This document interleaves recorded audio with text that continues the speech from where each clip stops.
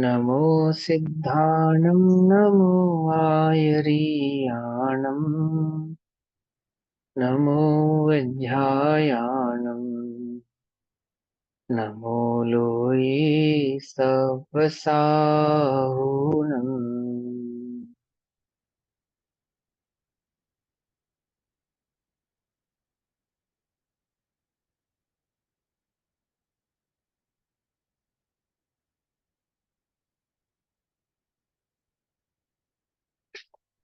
हमारी चर्चा का विषय चल रहा है श्री समय सारजी ग्रंथ। और श्री समय सारजी का स्वाध्याय हम सभी आचार्य अमृतचंद्र देव द्वारा रचित आत्म ख्याति टीका के माध्यम से कर रहे हैं। आत्म ख्याति टीका में कर्ता कर्म अधिकार, पेज नंबर 111, 111, पेज नंबर 111, गाथा नंबर 109, 110 और 111, ये तीनों गाथाओं को हम एक साथ पढ़ेंगे 112 तक, गाथा पेज नंबर नंबर 112 तक। 191 है भैया। मेरा हाँ 191 है, 190, 191, 191 है पेज नंबर, ठीक है। चार गाथा एक साथ पढ़ेंगे। तामणपच्चय खलु उच्चौरो भणन्ति बन्धकत्तारो मिच्छतम् अविरमणम् कसाय जोगाया बोधव्वा। सामान्य प्रत्यय, प्रत्यय माने जोड़ना, या प्रत्यय इस यहाँ पे कर्म की अपेक्षा से प्रत्यय शब्द कहा है, कर्म बनने की अपेक्षा से, जोड़ने की अपेक्षा से, आत्मा में कर्मों का जो बंधन होता है, जुड़ान होता है। निश्चय से चौरो चार, बढ़ंती कहे गए हैं, बंद कत्तारो बंद के कर्ता। चार प्रकार के पत्य प्रत्यय बंद के कर्ता कहे गए हैं निश्चय से। मिथ्यात्व, अविरमण, कसाय, जोग, यह जानना चाहिए। देखो, एक बात समझना, मूल में तो चारों एक ही हैं, मूल में तो चारों एक ही है। ठीक, देखो, आत्मा को नहीं जानना इसका नाम है मिथ्यात्व। फिर आत्मा को जान तो लिया पर उसमें स्थिर नहीं हो पा रहा, इसका नाम है अविरति। समझ में आई बात? अच्छा, जो ये अविरति, जो स्थिरता नहीं हो पा रही है, स्थिरता नहीं हो पा रही, क्यों नहीं हो पा रही है, उसका नाम है कषाय। पकड़ में आई बात? स्थिरता नहीं हो पा रही, क्यों नहीं हो पा रही है, उसका नाम है कषाय। और योग, योग का मतलब होता है आत्मा के प्रदेश, आत्मा के प्रदेश। उन प्रदेशों में जो परिस्पंदन हो रहा है वो क्यों हो रहा है? स्थिरता नहीं होने के कारण ही परिस्पंदन हो रहा है। स्थिर हो जाओगे तो हिलोगे डुलोगे नहीं। देखा आपने, रस्सी पे चलती एक नट, रस्सी पे चलने वाले को देखा है? यदि वो हिले डुले तो गिर जाए, हिले डुले तो गिर जाए। स्थिर स्थिर रहता है अपने स्थान पे, स्थिर रहने के कारण वह क्या होता है, गिरता नहीं है, इधर उधर गिरता नहीं है। अगर ध्यान से समझा जाए, सूक्ष्मता से समझा जाए, तो एक ही है। लेकिन इस एक भाव को चार प्रकार से समझाते हैं। आत्मा को नहीं जानना इसका नाम है मिथ्यात्व। आत्मा को जाना परंतु उसमें स्थिरता नहीं होना, उसका नाम है अविरमण। ठीक।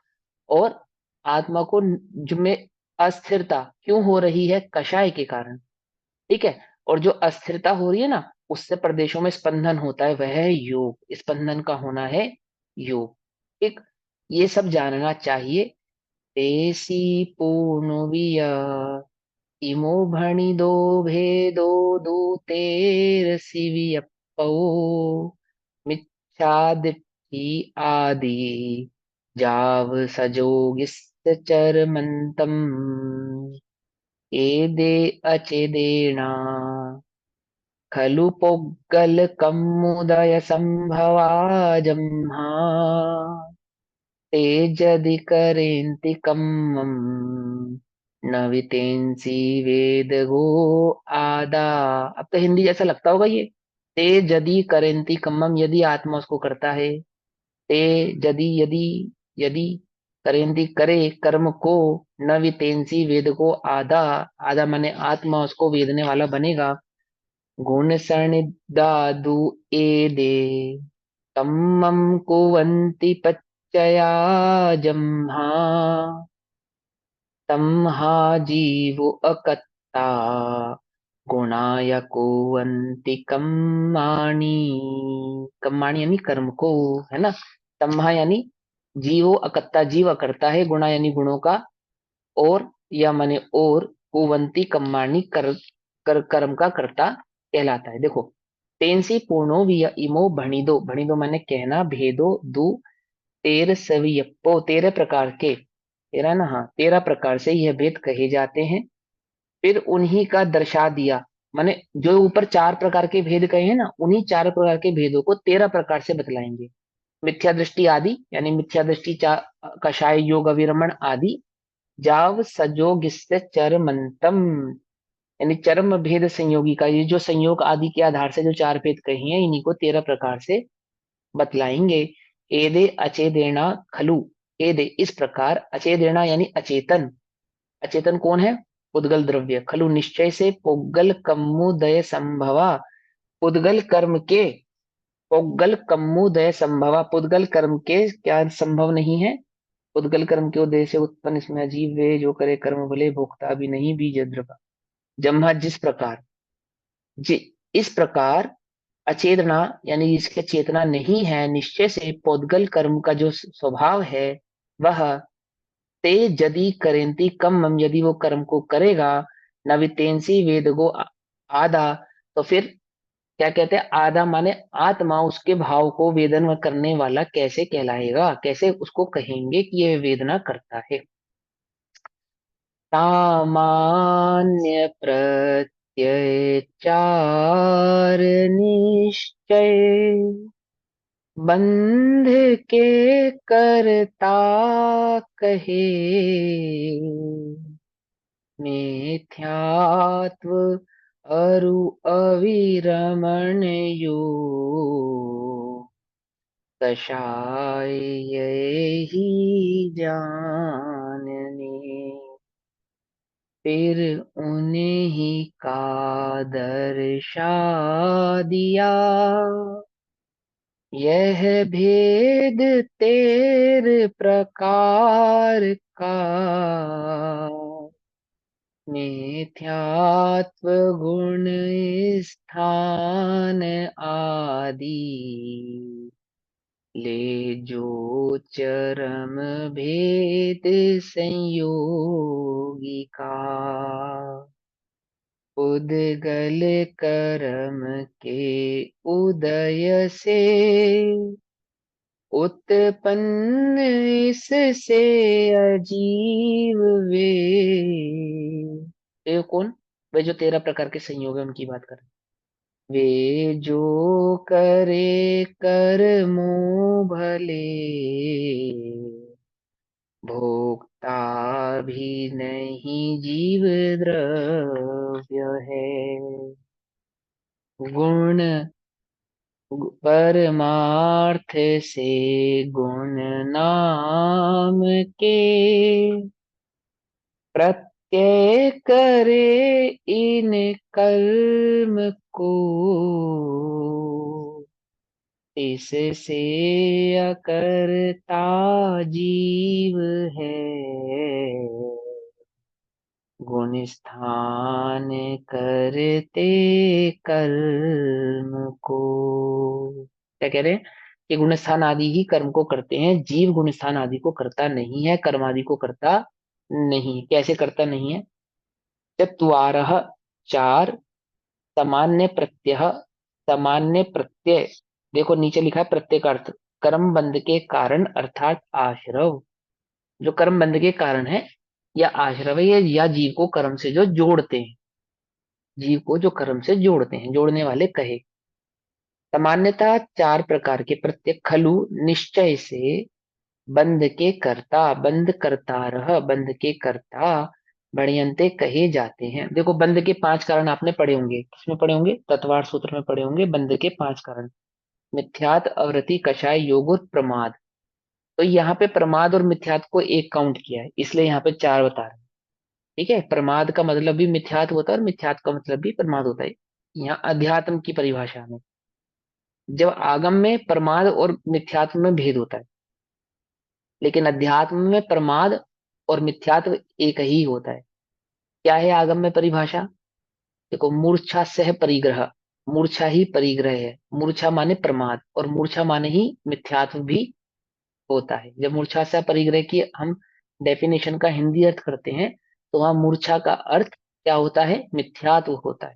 ठीक, और आगम में मिथ्यात्व और प्रमाद, प्रमाद को आलस और मिथ्यात्व को अज्ञान या स्वभाव का ज्ञान नहीं होना, इस प्रकार से डिफाइन करते हैं। यहाँ पे चार कारण कहे, तो प्रमाद को मिथ्यात्व के अंदर काउंट कर लिया, ये समझ लेना आप, ठीक। कहे जाते हैं वे मिथ्यात्वम, मिथ्यात्व, अविरमणम, अविरमण, रमण नहीं होना, अविरमण, रमण माने स्थिरता, स्वभाव में स्थिरता नहीं होना, या आत्मा में रमण नहीं होना, या आत्मा में अविरमण, रमण का परिणाम नहीं होना, उसका नाम है अविरमण। रमण तो है, परंतु कहाँ है? आत्मा में नहीं है, पर पदार्थ में है, पर संयोगों में है ना। अपना उपयोग आत्मा में रहे, इसको कहते हैं स्वयं में रमण, और अपना उपयोग आत्मा में न रहे, इसको कहते हैं अविरमण, यानी कि पर में रमण होना। अविरमण तथा कषाय जोगो, कषाय और योग बोधव्य जानना, पुनः अपीच, और फिर तेषाम, उनका, उनका मतलब किनका? इन चारों का, अयम यह, त्रयोदश विकल्प, 13 प्रकार का, भेद, भेद तु, भेद कहा गया है। ये जो चार है ना, इन्हीं चारों को 13 प्रकार के भेदों से कहा गया है। मिथ्या दृष्टयादि, मिथ्या दृष्टि गुण स्थान से लेकर, ठीक है, संयोगिना चरमांत यावत, संयोग केवली गुण स्थान के चरम समय पर्यंत का, यानी कौन सा गुण स्थान हो गए? 13वें गुण स्थान के तक के बात को कह दिया यहाँ पे। इन्हीं चार प्रकार की बातों को 13 गुण स्थानों में कहा है। देखो समझना, पहले से चौथा गुण स्थान, पहले से तीसरा जो गुण स्थान है, पहले से जो तीसरा गुण स्थान है वो है मिथ्यात्व का गुण स्थान, पहले से तीसरा। फिर जो चौथा गुण स्थान है वो अविरमण का गुण स्थान है, पकड़ में ही बात। फिर पांचवा से लेकर जो गुण स्थान रहेंगे वो अस्थिरता के गुण स्थान होते हैं, ठीक है ना। अस्थिरता के गुण स्थान होने से उनको कषाय और योगों का गुण स्थान कहा जाता है। कौन से गुण स्थानों को? तो शायद पांचवे प्रमाद से, नहीं कहते दिया। नहीं नहीं नहीं, वो मैंने बोला ना, प्रमाद को यहाँ पे काउंट कर लिया, किसमें? मिथ्यात्व में। पांचवे अभी से समझा ना बारहवें आपको? हाँ, 5वें से 12वें तक, क्या 13वें के अंत तक, 13वें गुण स्थान के प्रकट, सकल चारित्र प्रकट नहीं हुआ जब तक, तब तक। देखो मैं बताता हूँ कैसे। जो अनंतानुबंधी कषाय है, उसको तो यहाँ पे काउंट किया मिथ्यात्व, ठीक है। चार कषाय होती है, अनंतानुबंधी, प्रत्याख्यान, अप्रत्याख्यान और संजुलन। तो अनंतानुबंधी कषाय को तो काउंट करते हैं मिथ्यात्व, ठीक। अनंतानुबंधी से चली गई, अब कौन सी कषाय जाएगी? अनंतानुबंधी जाने के अविरति, बाद अविरति, अप्रत्यक्षान। तो उस अप्रत्याख्यान आवरण। तो 5वें गुण स्थान से लेकर छठे गुण स्थान तक, यानी चौथे से छठे गुण स्थान तक के बीच की जो कषाय है वो कौन सी गुण स्थान कषाय कहलाएगी? अविरति अविरति। कषाय होने। हाँ, वो जो गुण स्थान हो गए, 3 गुण स्थान, ये अविरति के गुण स्थान हैं। जब तक छठा प्रकट नहीं हुआ है तब तक के गुण स्थान, ध्यान से समझना। 5वें गुण स्थान को भी अस्थिरता का ही गुण स्थान काउंट कर रहे हैं यहाँ पे, चौथा और अविरमण पांचवा का ही। हाँ, 5वें को भी अविरमण। देखो, दो अपेक्षाओं को समझना, किसी अपेक्षा से 5वें को अविरमण नहीं कहते, और छठे की अपेक्षा से, क्योंकि वहां पे चारित्र की पूर्ण माने, वहां पे महाव्रत प्रकट नहीं हुआ है, और तो हर भैया अंतर यहाँ पे मुहूर्त में। अविरमण, हाँ, यहाँ पे अविरमण हम चारित्र से ले रहे हैं। चारित्र, हाँ चारित्र, अस्थिरता कहा तो अस्थिरता, चारित्र अस्थिरता की कहा तो, स्थिरता ले रहे हैं ना। हाँ हाँ हाँ, चारित्र की अपेक्षा से चल रहा अस्थिरता। देखो क्या है कि एक ने आत्मा को जाना, परंतु आत्मा को जानने के बाद आत्मा का जो अनुभव में स्थिरता होनी चाहिए, ठहराव होना चाहिए, वो ठहराव पैदा नहीं किया। आत्मा को जाना और छूट गया। अब छूट गया का मतलब यहाँ पे मिथ्यात्व नहीं है, छूट गया का मतलब यहाँ पे जो कंटिन्यूस अनुभव करने की बात है ना, हर अंतर मुहूर्त में, प्रति अंतर मुहूर्त में जो कंटिन्यूस अंतर अनुभव होना चाहिए, वो नहीं हो रहा। उसको यहाँ पे अविरति कहा है। अब अविरति कैसे कहा है? कि जो आत्मा को तो जाना, आत्मा को तो जाना, परंतु जो उपयोग पराश्रित हो रहा है, वह पराश्रित उपयोग अभी पर से तो पूरी तरीके से छूटा नहीं है, छूट नहीं रहा है। वो उपयोग बार बार बाहर की ओर ही जा रहा है, उसको अविरत कहते हैं, व्रत नहीं होना। अब हम चरणान योग में व्रत नहीं होना तो बाहर के आचरण की अपेक्षा से समझते हैं, लेकिन अध्यात्म में व्रत नहीं होने का मतलब होता है स्थिरता नहीं होना। समझ में बात? अध्यात्म में व्रत नहीं होने का मतलब होता है कि जो हमारा राग है, उस राग में घटना होना चाहिए, वीतरागता का बढ़ना होना चाहिए, आत्मा की रमणता का बढ़ना होना चाहिए। तो आत्मा की रमणता का जो बढ़ना नहीं हो रहा है, उसको यहाँ पे अविरत भाव कहा है। फिर क्या हुआ, पांचवें गुण स्थान से रमण होना शुरू होता है। पांचवें गुण स्थान से रमण शुरू होता है। तो पांचवें से भी कह सकते हैं, कहीं कहीं पे छठे से भी कहा जाता है। तो कंफ्यूज नहीं होना।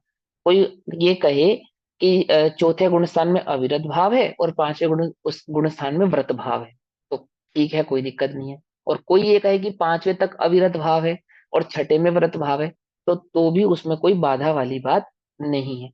एक दूसरे की अपेक्षा से कही गई बात है। यहाँ पे ये कह सकते हैं क्योंकि ना भैया कि देश संयम व्रत है, अभी उसे पूर्ण व्रत नहीं लिए, तो इसलिए हाँ, उसे पूर्ण इसी व्रत नहीं हुआ, मैंने अब देखो हाँ। पूर्ण व्रत का, अब हम क्योंकि हम अध्यात्म की बात कर रहे हैं, तो ये बात हमेशा ध्यान रखो, यहाँ पे व्रत का मतलब आत्मा में स्थिरता की ही बात चलेगी। यहाँ पे बाहर के चारित्र की तो बात ही नहीं है, ठीक है ना। गुण स्थानों का बाहर के चारित्र से कितना लेन देन है, बताओ मुझे, कौन बताएगा। गुण स्थानों का बाहर के चारित्र से क्या लेना देना है। कोई भी नहीं, बिल्कुल भी नहीं। हाँ, क्योंकि अगर बाहर के चारित्र से लेना देना होगा, तो द्रव्य लिंगी को छठा गुण स्थान मानना पड़ेगा, सातवां गुण स्थान मानना पड़ेगा। फिर वो जो लोग नहीं ऐसा मैं कहते हैं फिर वो जो लोग ऐसा कहते हैं कि हमने वस्त्रों का त्याग किया और हम साधु हो गए और हमारा छठा गुण स्थान हो गया है, तो उनकी बात सत्य हो जाएगी, माननी पड़ेगी। देखो, गुण स्थान परिपाटी भिन्न है, क्या आचरण परिपाटी भिन्न है। आमुक गुण स्थान में आमुक प्रकार का आचरण होता है, ये बात तो पक्की है। परंतु आमुक प्रकार के आचरण करने वाले का आमुक प्रकार का गुण स्थान होगा ही होगा, ये बात पक्की नहीं है। क्या कहा, कुछ बात समझ में ही नहीं है ना। आमुक प्रकार के गुण स्थान में देखो, आपने देखा संतरा, गुणस्थान से आचरण वो बढ़ता है, कोई, आचरण से गुणस्थान नहीं बढ़ता है। हाँ, गुण स्थानों से आचरण बढ़ता है, परंतु आचरण से गुण स्थान को नहीं मापते, समझे ना। ये पके हुए फलों के छिलके पक जाते हैं ना, पके हुए दिखते हैं, तो जरूरी नहीं वो छिलका देख के अंदर पका हुआ ही हो, अंदर पका होगा तो बाहर से भी पका होगा, ये बात तो पक्की है। लेकिन यदि कोई फल बाहर से पका हुआ है, तो अंदर से निश्चित रूप से ही पका होगा, इसका कोई नियम नहीं, इसका कोई नियम नहीं है। पकड़ में ही बात नहीं, पकड़ में। हाँ, अंदर के पके हुए फलों बाहर से पके हुए दिखेंगे ही दिखेंगे, ये बात तो पक्की। क्योंकि हम अंदर से देख नहीं सकते, अंदर से हम जान नहीं सकते, तो हम बाहर के पकेपन से ही उसका अनुमान लगाते हैं।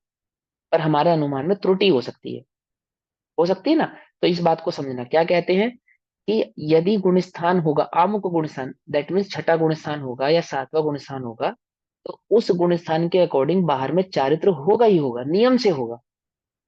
लेकिन बाहर में चारित्र एज इट इज ऐसा ही है जैसे छठे सातवें गुण स्थानों में होता है, तो इसको नियम से छठा सातवां गुण स्थान होगा, ऐसा नहीं है। पकड़ में ही बात, ऐसा नहीं है। तो क्या समझाते हैं यहाँ पे यही बात को समझाते हैं कि वह 13 प्रकार का कहा, कौन सा, वो जो 4 प्रकार के पहले गाथा में कहे, गाथा नंबर 109 में, उन्हीं को गाथा नंबर 110 में 13 प्रकार का कर दिया। तो पहले से चौथे गुण स्थान को एक काउंट कर दिया, ठीक है। और फिर चौथे गुण स्थान से 13वें गुण स्थान तक एक काउंट किया, और फिर अंत में बचा योग, भैया 13वें है। को क्यों रखा? अरिहंत भगवान को भी हम योग लेते हैं। क्योंकि योग तो है ना, सहयोग केवली है ना वो। तो योग तो बाहरी है ना, वो तो योग है, उसको उसको योग केवली, सहयोग केवली कहते हैं ना। और जब तक योग रहेंगे तब तक आश्रव तो होगा ना। अच्छा ठीक है। जब तक योग रहेगा तब तक आश्रव तो होगा ना। बंद के कारण, बंद के आधार से नहीं होगा, ठीक है। बंद के आधार से नहीं होगा, ठीक है ना। तो ये समझाने की अपेक्षा से समझना है ना। और ऐसा भी कह सकते हैं कि अरिहंत भगवान को काउंट नहीं किया, अरिहंत अवस्था प्रकट होने से एक समय पहले तक की अवस्था को काउंट किया, ऐसा भी कह सकते हैं। ठीक समझना है, बस अपेक्षाओं को समझना है, और कुछ नहीं करना है। सारा खेल किस चीज का है? अपेक्षाओं का है। सारा खेल किस चीज का है? अपेक्षाओं का। अपेक्षाएं क्लियर हो जाएंगी ना, तो कंफ्यूजन नहीं होगा, और अपेक्षाओं को क्लियर नहीं करोगे तो कंफ्यूज होते रहोगे। अगर कोई कहे अरिहंतों को लिया है, हाँ लिया है, बिल्कुल लिया है, सहयोग केवली होते हैं, योग होता है उनको, और योग होने के कारण उनको आश्रव भी होता है ना, है ना। चार आघाती कर्म भी विद्यमान है, और उतना उनको आश्रव भी रहता है। आश्रव होता है इसका मतलब ये नहीं है कि बंद भी होता है, लेकिन हाँ, बंद होगा तो बिना आश्रव के नहीं होगा।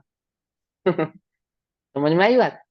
अगर बंद होगा तो बिना आश्रव के नहीं होगा, आश्रव होगा तो बंद होगा ही होगा, इसका कोई नियम नहीं है। जैसे गुण स्थान होगा तो गुण तेरह स्थान प्रमाण व्रत चारित्र भी होगा। लेकिन चारित्र होगा तो गुण स्थान भी होगा ही होगा, इसका कोई नियम नहीं है। समझ में आई बात? कैसे समझते कर्णन योग के और चार अनुयोगों को पकड़ने की समझने की शैली समझ में आ रही है? ऐसे समझी जाती है? अब यहाँ समझाते हैं देखो। तो क्या कहते हैं, फिर तेषाम उनका यानी उन चारों का अयम यह 13 प्रकार का भेद कहा गया है। कैसे कहा गया है 13 प्रकार का भेद?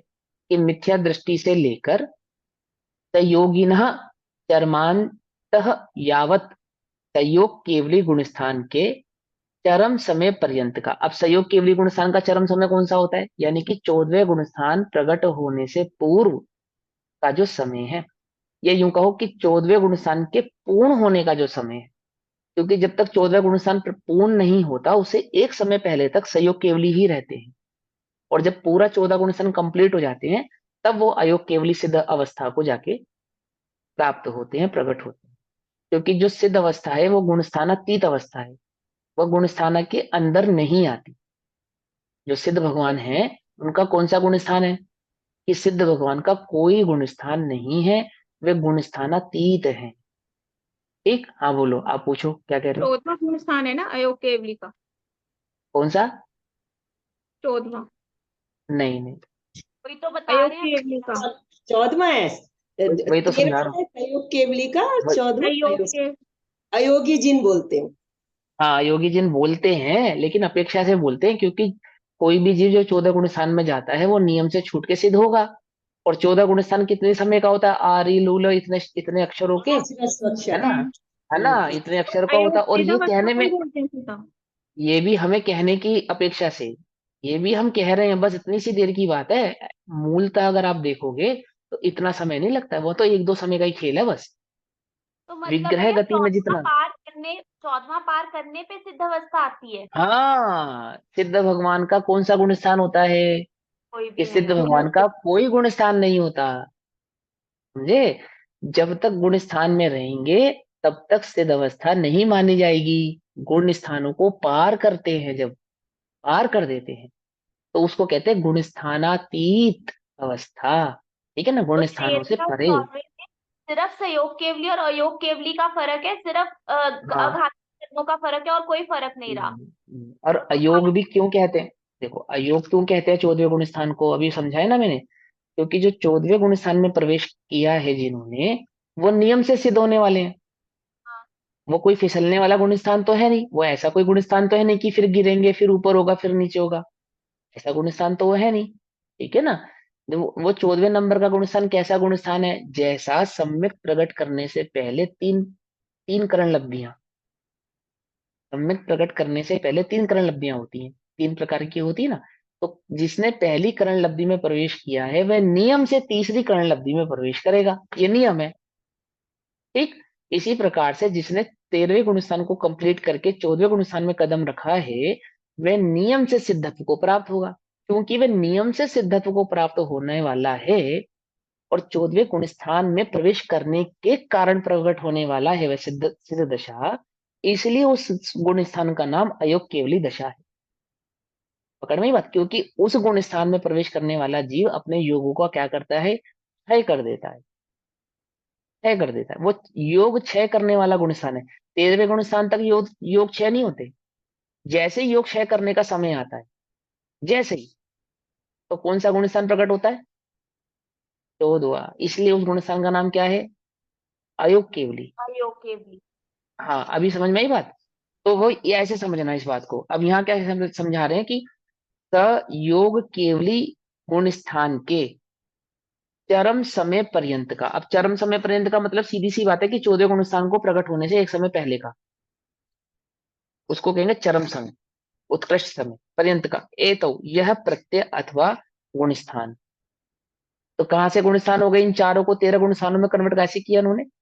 पहले गुण स्थान से लेकर 13वें गुण स्थान पर्यंत तक इन चार दशाओं को, जिसमें मिथ्यात्व, अविरति, कषाय और योग। संजलन कषाय को कषाय काउंट किया, और अरिहंत अवस्था को योग काउंट किया। क्योंकि अरिहंत अवस्था में क्या नहीं होती? संजलन कषाय भी नहीं होती।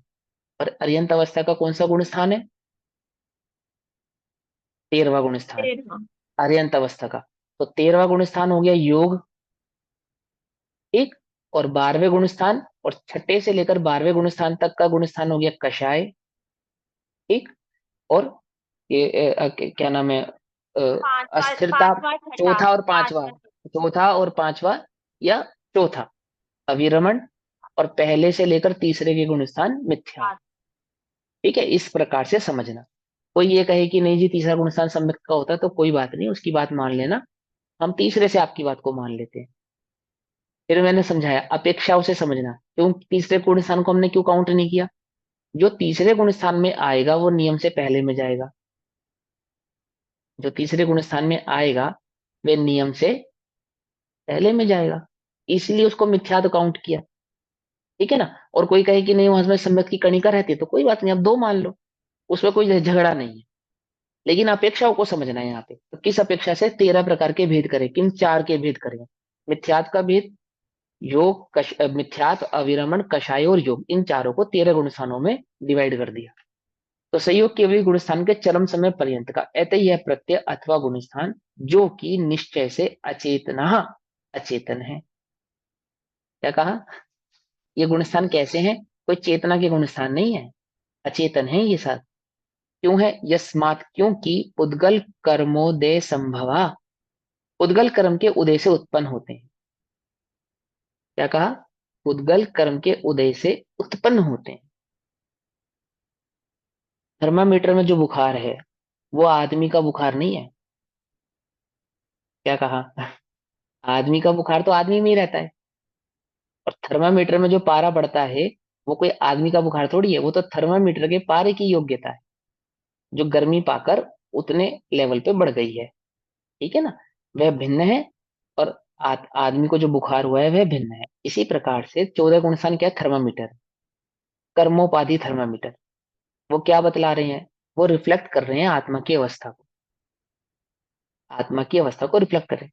कोई कर्मों के आधार से, कर्मों में जो ऊपर नीचे हो रहा है वो आत्मा में ऊपर नीचे हो रहा है, ऐसा नहीं हो रहा है, ऐसा नहीं हो रहा है। आत्मा की अवस्था को रिफ्लेक्ट करते हैं कौन, गुणस्थान, गुणस्थान। तो क्योंकि वो आत्मा की अवस्था को रिफ्लेक्ट करते हैं, इसलिए ऐसा कहते हैं कि आत्मा के गुण स्थान। कितना बुखार है, थर्मामीटर में देखा कि आदमी को 3 बुखार, 2 बुखार, 102 बुखार, 101 बुखार, इतना टेम्परेचर उसको है। थर्मामीटर में देखकर बुखार किसका बताया, आदमी का। थर्मामीटर में जो बुखार है वो मूलतः आदमी का बुखार नहीं, वह थर्मामीटर की अपनी योग्यता। कोई पारा शरीर में घुस के ऊपर नीचे होकर ऐसा नहीं करता, वो भिन्न रहता है, वो भिन्न रहता है। ऐसे आत्मा की अवस्था भिन्न रहती है, गुणस्थान भिन्न रहते हैं। और इसी अपेक्षा से यहाँ कह रहे हैं कि वो जो गुणस्थान है वो तो पूतगल कर्म के हैं, वो कोई आत्मा के थोड़ी, आत्मा में थोड़ी कोई कर्मों का उपशम क्षय उपशम क्षय का आदि भाव होता है। आत्मा तो कैसा है, वह तो अपने गुणों के आधार से ही परिणमित होता है। तो पुद्गल कर्मोदया संभवा, पुद्गल कर्म के उदय से उत्पन्न होते हैं क्या, गुणस्थान। यदि आत्मा के निमित्त से गुणस्थान प्रकट होते तो सिद्ध भगवान का भी नियम से कोई ना कोई गुणस्थान होना चाहिए था, उनको किसी ना किसी गुणस्थान में काउंट करते हम। लेकिन सिद्ध भगवान को तो किसी गुणस्थान में काउंट नहीं किया जाता, तो गुणस्थान छूट गया। तो जो चीज छूट जाए वो मेरी नहीं, जो चीज छूट जाए वो मेरी नहीं। तो इससे क्या सिद्ध हुआ कि गुणस्थान आत्मा के नहीं है, किसके हैं फिर वो कर्मों उदय, यानी कर्मों के उदय से होने वाली अवस्थाएं हैं। वे यदि कर्म कुर्वंती करते हैं तो भले करें। अब अब अब उन गुण स्थानों में वो कर्ता जो पुद्गल कर्म है, कर्म यदि उनको करता है, किनको, गुणस्थान आदि को, तो भले ही करे, हमें कोई ऑब्जेक्शन नहीं है, करता रहे। उनका वेद का अपि भोक्ता भी आत्मा ना, आत्मा नहीं है। आत्मा किसी गुणस्थान का वेदन नहीं करता, आत्मा किसी कर्म का वेदन नहीं करता। चौथे गुणस्थान में आत्मा किसका वेदन करता है, जब वो चौथे में आता है, कौन से उपशम छह उपशम छाई किस भाव का वेदन करता है, पारिणामिक, परम पारिणामिक भाव। पारिणामिक भाव को वेदन करता है। लेकिन अरिहंत भगवान तो केवल ज्ञान का वेदन करते हैं, नहीं करते हैं, तो छाई भाव का वेदन करते होंगे ना। क्यों, क्यों केवल ज्ञान नहीं है अरिहंत भगवान को, केवल अरिहंत ज्ञान भगवान है को पर केवल, परम पारिणामिक भाव का ही वेदन करते हैं अपने ही तो स्वर। केवल ज्ञान का अनुभव करते हैं या नहीं करते हैं। नहीं करते, केवल ज्ञान तो पर्याय है ज्ञान की। नहीं करते। हाँ तो केवल ज्ञान का अनुभव वेदन करेंगे नहीं, केवल किसको अपने आप नहीं प्रकट हुआ करते, केवल ज्ञान, नहीं करते। नहीं केवल करते। ज्ञान किसको प्रकट हुआ, पर्याय को व्यवहार से आत्मा। कहने में आएगा, कहने में आता है, व्यवहार से कहने में आता है पर होता नहीं है। निश्चय से तो अभी वो देखो, अपने परम परिणाम भाव का ही वेदन करते हैं। हाँ करेक्ट बात है, ये बिल्कुल आपने सही कहा। लेकिन अब इसको थोड़ा सा मैं आपको थोड़ा सा डिटेल में समझा देता हूँ कि देखो, ज्ञान गुण में सर्वज्ञत्व नाम की शक्ति, सर्वदर्शी है ना, और ज्ञान और दर्शन है ना, तो सर्वज्ञत्व और सर्वदर्शी ये दो शक्तियों की पूर्णता होती है, यानी कि प्रकटता होती है। तो आत्मा के जितने भी गुण हैं और अनंत गुण है, तो अनंत का ही वेदन करते हैं, तो सर्वज्ञता का भी वेदन करते हैं। लेकिन सर्वज्ञता का वेदन करते हैं इसका मतलब ये नहीं है कि जिसको हम केवल ज्ञान जानते हैं ऐसे क्षायिक भाव के आधार से उसका वेदन करते हैं। वो तो आत्मा की निजी शक्ति है ना, निजी शक्ति है, और वह ज्ञान गुण में समाहित हो गई, वो तो ज्ञान की योग्यता है। केवल ज्ञान ज्ञान की योग्यता है। हम केवल ज्ञान को ज्ञेयों के आधार से समझते हैं, ध्यान से समझना। हमारे लिए केवल ज्ञान क्यों महान है? क्योंकि उसमें लोकालोक झलकता है। तो हमारे लिए केवल ज्ञान की महानता क्या कहाँ से हुई? ज्ञेयों से हुई। ठीक है ना, हमें क्यों महिमा है केवल ज्ञान की? ज्ञेयों के कारण, जो उसमें झलक रहा है उसके कारण। और भगवान को केवल ज्ञान की महिमा किस अपेक्षा से है? कि ज्ञान सामान्य, केवल ज्ञान, मात्र ज्ञान की महिमा होने से वे केवल ज्ञान का अनुभव करते हैं। उसमें कोई बात ही नहीं है। ज्ञेयों की महिमा तो है ही नहीं। ज्ञेयों की महिमा तो चौथे गुण स्थान में छूट गई। क्या कहा? ज्ञेयों की महिमा तो चौथे गुण स्थान में छूट गई। पकड़ में ही बात नहीं? पकड़ में? यदि ज्ञेयों की महिमा करे तो बोलो चौथा गुण स्थान हुए या ना हुए? नहीं हो सकता। ज्ञेयों की महिमा करने वाले को तो पहला गुण स्थान है। ठीक। तो हम जब कहें कि केवल ज्ञान का अनुभव कर रहे हैं नहीं कर रहे, तो हम क्यों कंफ्यूज होते हैं? क्योंकि हम केवल ज्ञान को ज्ञेयों से नापते हैं, जबकि भगवान केवल ज्ञान को ज्ञेयों के आधार से नहीं, ज्ञान चैतन्य के आधार से अनुभवते हैं। तो बातें पकड़े? अब तीसरी बात समझेंगे। क्योंकि केवल ज्ञान आत्मा का पारिणामिक गुण ऐसा नहीं है। किस अपेक्षा से? क्षायिक भाव की अपेक्षा से कह रहे हैं। एक होता है ज्ञान और एक होता है ज्ञान की योग्यता। क्या कहूं? एक होता है ज्ञान और एक होता है ज्ञान की योग्यता। ठीक। तो ज्ञान की योग्यता अलग बात है और ज्ञान अलग बात। क्या कहा है? कंफ्यूज नहीं होना भैया, मैं थोड़ा सा कोशिश कर रहा हूँ अपनी बात कन्वे करने की। ज्ञान की योग्यता तो कैसी है? कि केवल ज्ञान प्रकट कर ले। और ज्ञान ज्ञान कैसा है? कि मात्र जानना मेरा काम, मात्र जानना मेरा काम। तो जो बल है वो किसका है? कि ज्ञान में जानने का बल है, कितना जानने का बल नहीं है। क्या कहा? ज्ञान में जानने का बल है, कितना जानने का बल नहीं है। ठीक है ना। माँ के लिए उसका पुत्र पुत्र है, तो कौन सा पुत्र उसके लिए पुत्र है? जो बहुत सुंदर हो, बहुत नामचीन हो, डॉक्टर हो, पैसे वाला हो, पढ़ा लिखा हो, आदि आदि, वो उसके लिए मात्र पुत्र है। या बस जो उसका पुत्र है वह उसके लिए पुत्र है, चाहे वो अनपढ़ हो, गवार हो, कुरूप हो, कैसा भी हो। समझे? माँ और पुत्र के बीच का संबंध। ऐसे ही आत्मा और ज्ञान के बीच का संबंध। तो एक है ज्ञान की योग्यता, योग्यता का अनुभव नहीं करते, योग्यता का वेदन नहीं करते, ज्ञान स्वभाव का वेदन करते हैं। योग्यता प्रकट होती है स्वभाव का वेदन करने पर, केवल ज्ञान रूप प्रकट हो जाती है, लेकिन उनकी महिमा केवल ज्ञान से नहीं। लेकिन उनकी महिमा केवल ज्ञान से नहीं है। आज मुझे आत्मा का अनुभव करना है, तो बोलो ज्ञान सामान्य की दृष्टि से करूंगा या मुझे केवल ज्ञान प्रकट हो इस दृष्टि से करूंगा? ठीक है ना। वो केवल ज्ञान भगवान के किस काम का है? बोलो भैया, कौन बताएगा? केवल ज्ञान किसके काम आता है? केवल ज्ञान किसके काम आता है? किसी के भी नहीं। अरे यही तो बात है। केवल ज्ञान क्यों बस हमारे के ज्ञान काम आएगा ही पूर्णता, नहीं है? ज्ञान की पूर्णता को जानने में काम आता है, ज्ञेयों को जानने में काम नहीं आता। नहीं, केवल अजीब ज्ञान तत्व किसके है काम मेरे की लिए चीज है? तो। केवल ज्ञान जो है वो किसके काम की चीज है? किसी ना किसी के तो काम की चीज होनी चाहिए ना। भगवान तो उसका अनुभव नहीं कर रहे, भगवान के ज्ञान काम की चीज नहीं। किसके क्या काम की चीज किसकी है वो? कि जब उनके मिथ्या काम दृष्टि की जीव चीज को, है तब मिथ्या संपूर्ण दृष्टि विश्व का जीव को, ज्ञान मिथ्या दृष्टि जीव को समझाने वस्तु के लिए। स्वभाव समझाया जाता है ना, जो वस्तु स्वभाव का ज्ञान कराया जाता है, दर्शन कराया जाता है, उसके काम आता है वो केवल ज्ञान। क्या हमें ये, हम कहाँ से पढ़ रहे हैं? भगवान आचार्य देव ने क्या कहा, क्या बोला शुरू करने से पहले? अवयव अवयव अवयव। केवली दिव्य ध्वनि भगवान का। के माध्यम से प्राप्त, परंपरा से प्राप्त, कि भगवान ने जैसा जाना, उन्होंने बताया, फिर गणधरों के पास आया, गणधरों से आचार्यों के पास आया, उनकी परंपरा से हमारे पास आया। किसके काम आया? जिन्होंने केवल ज्ञान प्रकट नहीं किया है, जिनको जिनको अभी आत्मा का अनुभव नहीं हुआ है, उनके काम की चीज है ये। केवलियों के काम की चीज नहीं है। होती है उनके पास, पर उनके काम की, हमारे काम की चीज है, ये हमारे लिए है। समझे? ये तो केवल ज्ञान हमारे ऊपर उपकार कर रहा है, और किस पे उपकार कर रहा है बोलो? केवली को क्या आवश्यकता है केवल ज्ञान की?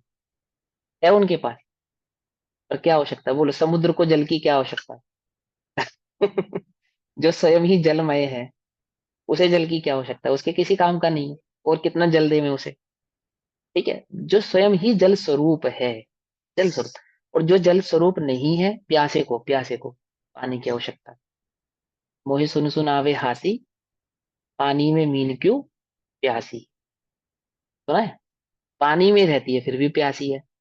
तो क्यों है वो प्यासी? कि या तो वह भूल गई है, क्या भूल गई है? कि मैं स्वयं पानी में ही हूँ, और प्यास बुझाने में पानी ही काम आता है। ऐसे मैं अपने ज्ञान स्वभाव को भूल गया हूँ। ये ज्ञान स्वभाव का दर्शन मुझे कौन कराएगा? केवल ज्ञान के माध्यम से। केवल ज्ञान मुझे मेरे ज्ञान स्वरूप का दर्शन कराने के लिए ही प्रकट हुआ है। किनको? केवलियों को। ठीक है ना? दिव्य ध्वनि कब फिरती है? भगवान दीक्षा लेते हैं, जब तक राज्य में रहते हैं, सारी शिक्षा देते हैं, सारे ज्ञान कराते हैं ना, असीम मसीह कृषि आदि सब बताते हैं। लेकिन दीक्षा लेते ही मौन हो जाते हैं। दीक्षा लेते हैं और मौन हो जाते हैं। कब तक मौन रहते हैं? जब तक केवल ज्ञान तब तक प्रकट नहीं होता केवल तब ज्ञान तक मौन प्रकट रहते नहीं हैं। होता। फिर दिव्य ध्वनि खिरती है। किसके लिए खिरती है? उन्हें तो मोक्ष मार्ग मिल चुका है। सामान्य जीवों के लिए। हाँ, उन्हें तो मिल चुका, वो तो प्रकट कर चुके, जिस चीज के लिए निकले थे वो तो उनको प्राप्त हो गई। अब किसके लिए खिल रही है वो दिव्य धनी? कि जिन्हें वो मोक्ष, वो मार्ग नहीं मिला है। भवी भागन वच जोगे वशा। सुना? नहीं सुना है? भवी भागन वच जोगे, भव्य जीवों के भाग्य से जिन ध्वनि, दिव्य ध्वनि खिलती है। पकड़ में ही बात? तो किसके काम की हुई वो चीज? जिन्हें मार्ग नहीं मिला है, उन्हें मार्ग प्रकट होवे, प्रशस्त होवे, उनके लिए खिलती है। तो वो किसका अनुभव करते हैं? ज्ञान सामान्य का अनुभव करते हैं। और वो क्षायिक भाव का अनुभव नहीं करते हैं। ठीक है ना? आत्मा का वेदन करते हैं। तो यही बात यहाँ पे कहते हैं, उनका कर्मों का भोक्ता भी आत्मा नहीं है, यस्मात्, क्योंकि यह गुण संहिता तु, गुण नामक प्रत्या प्रत्यय कर्म कुर्वन्ति करते हैं। गुण नामक प्रत्यय यानी कि कर्म, कर्म करते हैं। कहने का मतलब क्या है? यहाँ पे गुण किसको कह रहे हैं? गुण स्थानों को गुण कह रहे हैं यहाँ पे। आत्मा के गुणों को गुण नहीं कह रहे। ठीक है? क्योंकि इन गुण स्थानों को कर्म करते हैं। ठीक? तस्मात, इसलिए जीवहा, जीव तो अकर्ता, कर्मों का अकर्ता है। मैं तो कर्मों में कुछ नहीं करता, जीव तो कोई गुण स्थानों में ऊपर नीचे नहीं करता। पकड़ में ही बात? यदि जीव कर गुण स्थानों में ऊपर नीचे कर सके तो सातवें से नीचे क्यों गिरे? क्यों गिरे? और जो काम एक अंतर मुहूर्त में होना है, उसको होने में 6-6 वर्ष, 2-2 वर्ष, 3-3 वर्ष क्यों लगाए? तुरंत कर ले। क्यों? मुनिराज तो कर सकते हैं ना, अपनी मर्जी से गुण स्थान प्रकट कर सकते, नहीं कर सकते? अपनी मर्जी से गुण स्थान नहीं प्रकट कर सकते। क्यों नहीं कर सकते अपनी मर्जी से गुण स्थान प्रकट? क्योंकि वे कर्मों में कुछ नहीं कर सकते। क्योंकि कोई भी जीव परद्रव्य में कुछ नहीं कर सकता। समझे ये बात? ठीक। अच्छा, ज्ञानी को गुण स्थानों से राग है या नहीं है?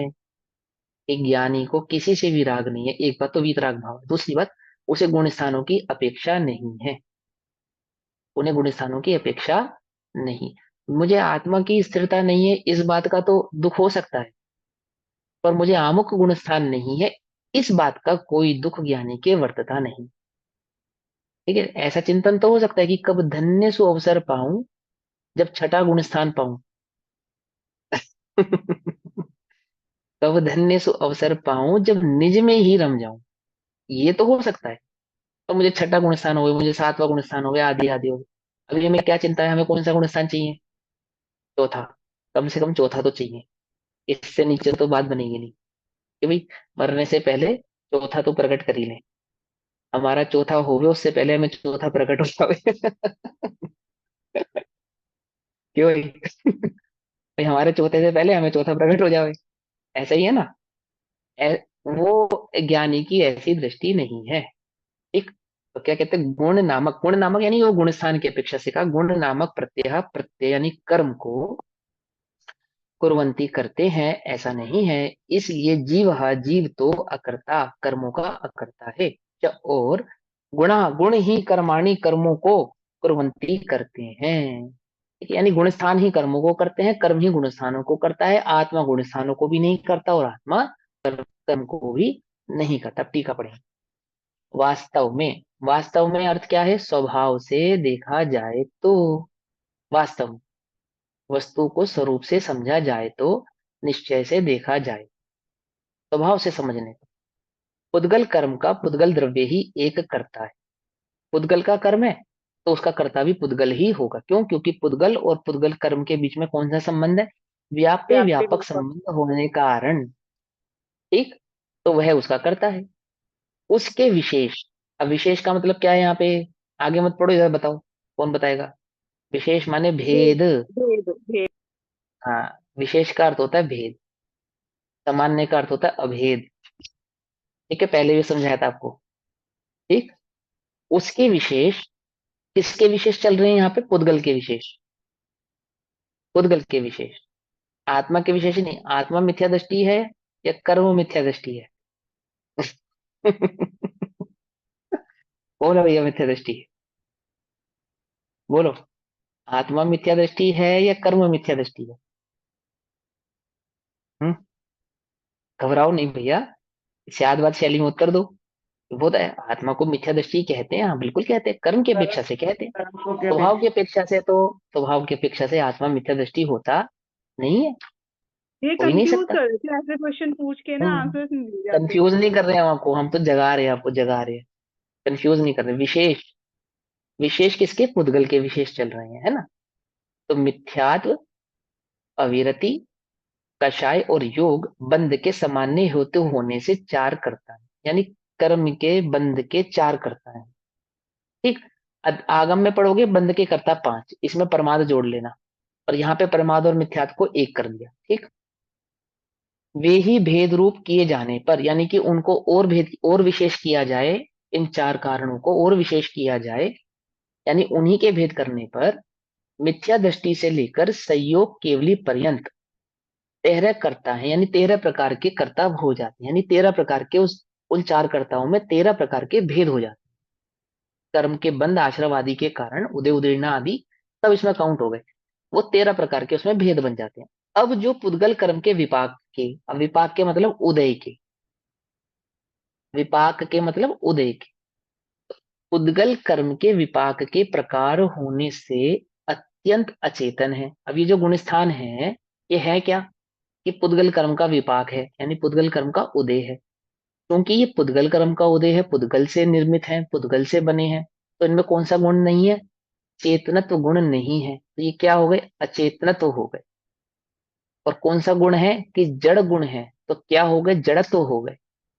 जैसे आत्मा में एक अजड़त्व नाम की शक्ति है ना, ऐसे ही पुद्गल में जड़त्व नाम की शक्ति है। और जैसे आत्मा में चेतनत्व नाम की एक शक्ति है, ऐसे ही पुद्गल में अचेतनत्व नाम की एक शक्ति है। समझे, आत्मा में चेतनत्व शक्ति भी है और अजड़त्व शक्ति भी है, और पुद्गल में अचेतनत्व शक्ति भी है और जड़त्व शक्ति भी है। तो हम अचेतनत्व ऐसा भी चलो कहेंगे ठीक है, और जड़त्व आपने ऐसा बोला भी था कहेंगे। पहले हम्म, आत्मा को भी अचेतनत्व शक्ति भी कहते हैं ना, आत्मा में चेतनत्व शक्ति भी और अचेतनत्व शक्ति भी है, हाँ, आपने पहले धर्म, बताया धर्म, ये शक्ति नहीं है, धर्म है। धर्म है। हाँ, गुण, हाँ, गुण, आत्मा गुण तीन प्रकार के होते हैं, गुण तीन प्रकार के होते हैं, एक स्वभाव रूप, एक शक्ति रूप और एक धर्म रूप। जब हम चेतनत्व और अचेतनत्व कहेंगे तो वो धर्म में चले जाएंगे, जोड़े से होते हैं ना धर्म, क्योंकि जोड़े से। तो आत्मा में चेतनत्व और अचेतनत्व नाम का धर्म है, चेतनत्व नाम की शक्ति है, अजड़त्व नाम की शक्ति है, और चेतनत्व और अचेतनत्व नाम का धर्म है। ठीक, समझ में कोई कंफ्यूजन तो नहीं है ना। कैसे है चेतनत्व और अचेतनत्व, कि चेतना गुण की अपेक्षा से चेतनत्व और अन्य सभी गुणों की अपेक्षा से अचेतनत्व। क्योंकि चेतनत्व गुण तो एक ही रहेगा ना, बाकी गुण तो चेतन नहीं रहेंगे, चेतनत्व हो जाएगा। दो धर्म एक समय एक ही साथ आत्मा में रहते हैं, ऐसा। हाँ, कुछ पूछ रहे शायद सरोजा आंटी जी। ज्ञान दर्शन के व्यापार को चेतना कहते हैं, है हाँ, ना। ज्ञान दर्शन के व्यापार को चेतना। जो अचेतनत्व तो कहा है वो ज्ञान दर्शन हम्म, के अलावा अन्य गुणों के अपेक्षा से हाँ, कहा है। अपेक्षा से कहा, हाँ जी, हाँ जी। ज्ञान दर्शन के अलावा जो अन्य गुण हैं उनको अचेतनत्व कहा जाता है। ठीक। प्रमाण क्या है इसका? क्या है प्रमाण? कहाँ से मिलेगा? अलाप पद्धति में इसका प्रमाण मिलेगा। ठीक। प्रवचन सार जी में भी मिलेगा, और शायद द्रव्य संग्रह में भी प्राप्त हो सकता है। ये दो में तो पक्का मिलेगा ही मिलेगा।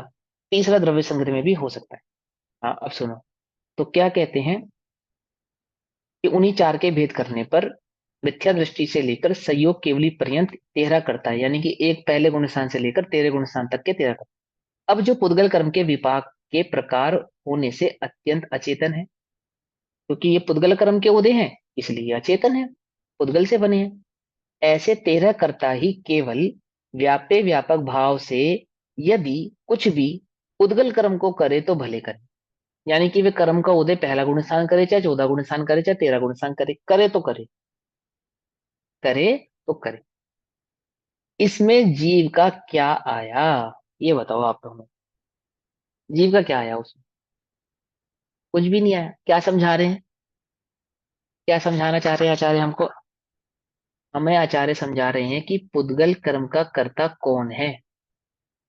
जब आत्मा उसको नहीं करता तो उसको कर्ता कौन है? वो कह रहे हैं कि भैया पुद्गल का कर्ता पुद्गल ही करता। है, समझे, और कोई नहीं है। पुद्गल कर्ता ही पश्य पुद्गल को करता परिणम, है। हाँ, पुद्गल कर्ता ही पश्य पुद्गल को करता है। परिणम। हाँ, हाँ, परिणम पुद करता हुआ जो परिणाम है। सही है। तो हाँ, व्यापार। क्या परिणाम है? व्यापे व्यापक भाव से। जिनमें व्यापे व्यापक भाव होता है उनमें परिणाम पारिणामिक भाव भी होता है। परिणाम परिणामिक भाव भी होता है क्योंकि व्यापे व्यापक होने से। और वही परिणाम परिणामिक भाव को ही कर्ता कर्म भाव भी कहते हैं। ठीक है ना। तो यहाँ पे क्या कहते हैं कि पुद्गल में, यानी कि इसमें जीव क्या आया? जीव का क्या आया? कुछ भी नहीं आया। यहाँ यह तर्क है कि उद्गल में मिथ्यात्व आदि को भोगता हुआ जीव स्वयं ही मिथ्या दृष्टि होकर उद्गल कर्म को करता है। अभी कोई ऐसा तर्क दे सकता है? अब ये सिद्ध करेंगे कि ऐसा नहीं है। ये तो क्वेश्चन है। क्या कह रहे हैं कि पुद्गल में मिथ्यात्व आदि को भोगता हुआ, यानी कर्म के उदय को अपना मानता हुआ, कर्म के उदय को भोगता हुआ जीव स्वयं ही मिथ्या दृष्टि होकर उस पुद्गल कर्म को करता है। ये तर्क है, सिद्धांत नहीं है। अभी समझाएंगे सिद्धांत आपको। क्या कहते हैं? इसका समाधान यह है कि, क्या समाधान है? ऐसा नहीं है जो आप कह रहे हो, पुद्गल कर्म को करता है क्योंकि उसका अनुभव करता है, ऐसा नहीं। जिस समय वह पुद्गल कर्म का कर्ता प्रतिभाषित हो रहा है ना, उस समय भी वह पुद्गल कर्म का करता नहीं, अपने मिथ्यात्व का तो करता है, अज्ञान का तो करता है, परंतु पुद्गल का करता नहीं है। ये बात समझाएंगे आज। यह तर्क वास्तव में क्या है? अविवेक है। अविवेक है, यानी कि अज्ञान है। और अज्ञान है, अगर इसको और अच्छी भाषा में कहें ना, तो मिथ्यात्व है। ये तर्क मिथ्यात्व है। समझे? ऐसी मान्यता मिथ्यात्व की मान्यता है कि कोई ऐसा कहे क्योंकि मैं पुद्गल का अनुभव करता हूं इसलिए मैं पुद्गल का करता हूं। बोले नहीं, अविवेक है ये, ऐसा नहीं है। तो कैसा है? क्योंकि भावे भावक भाव का अभाव होने से। आई बात समझ में? अभी समझाया था ना। पारिणामिक परिणाम नहीं है, कर्ता कर्म नहीं है, व्यापी व्यापक नहीं है। तो भाव्य भावक, भाव्य माने परिणमाना, और भावक माने परिणमान, परिणम करने वाला, परिणमाने वाला। कठपुतली और कठपुतली को नचाने वाला। तो कठपुतली का नाच तो हो गया भावक, और कठपुतली को नचाने वाला हो गया भाव। ठीक। तो भाव्य भावक भाव का अभाव होने से, यानी एक परिणमाने वाला और दूसरे का परिणमन होने वाला, ऐसा अभाव होने से आत्मा निश्चय से, निश्चय से मतलब स्वभाव से उद्गल द्रव्य में मिथ्यात्व आदि का भोगता भी नहीं है। क्या कहा? भोगता भी नहीं है। भोगता भी नहीं है मतलब उसका जो आपको लग रहा है ना कि पुद्गल का अनुभव कर रहा है, अनुभव तो वह ज्ञान का ही कर रहा है। मालूम नहीं है उसे कि मैं ज्ञान का कर रहा हूं, इसको कहते हैं अज्ञान। इसको कहते हैं पुद्गल का अनुभव करना। क्या कहा? नहीं समझे? देखो, जब आप रस्सी को सांप देख रहे हो, तो आप सांप देख रहे हो या रस्सी देख रहे हो? कि जिसे सांप नजर आ रही है वह भले ही कहे कि मैं सांप को देख रहा हूं, परंतु ज्ञानी तो ऐसा नहीं कहते। वे तो यही कहेंगे, अरे भैया तू सांप नहीं रस्सी को ही देख रहा है। जिससे तू भयभीत हो रहा था वह रस्सी थी, है। और जिससे तू भयभीत अभी हो रहा है वह भी रस्सी है। और कुछ समय पहले ये रस्सी क्या थी? कि रस्सी ही थी। मैं किसे देख रहा था? कि रस्सी को ही देख रहा था। और मैं भयभीत किससे हो रहा था? कि सांप से हो रहा था। हाँ, रस्सी से ही भयभीत हो रहा था। अनुभव किसका कर रहा था, सांप का या रस्सी का? अनुभव कर रहा था, मैं देख रहा था। कि तेरे को दृष्टि भ्रम हो गया था, तो जिसको सांप कह रहा था वो तो रस्सी थी, सांप थोड़ी था। बात समझ में नहीं? तुम्हें ऐसा लगता है कि हम पुद्गल का अनुभव करते हैं, वास्तव में तो तुम पुद्गल का अनुभव नहीं करते। वास्तव में तो तुम ज्ञान का ही अनुभव करते हो। अरे आबाल तभी गोपाल, अज्ञानी हो चाहे ज्ञानी हो। आबाल माने अज्ञानी, गोपाल माने ज्ञानी। अरे आबाल सभी गोपाल, सुलभ सबको चिन्मय अभिराम। समझे? तभी उस ज्ञान का ही वेदन करते हैं, चाहे ज्ञानी हो चाहे अज्ञानी हो। अज्ञानी को लगता है कि मैं पुद्गल का वेदन करता हूँ, ऐसा लगना, इसी को अज्ञान कहते हैं। पकड़ में बात? और डिटेल में इसको समझेंगे, अभी समय हुआ। तब तक के लिए सभी को जय जिनेन्द्र, ओम नमः सिद्धेभ्य। निज निधि निज में बताई, यह अनंत उपकार है, उसके लिए जिनवानी माँ को वंदना शतबार।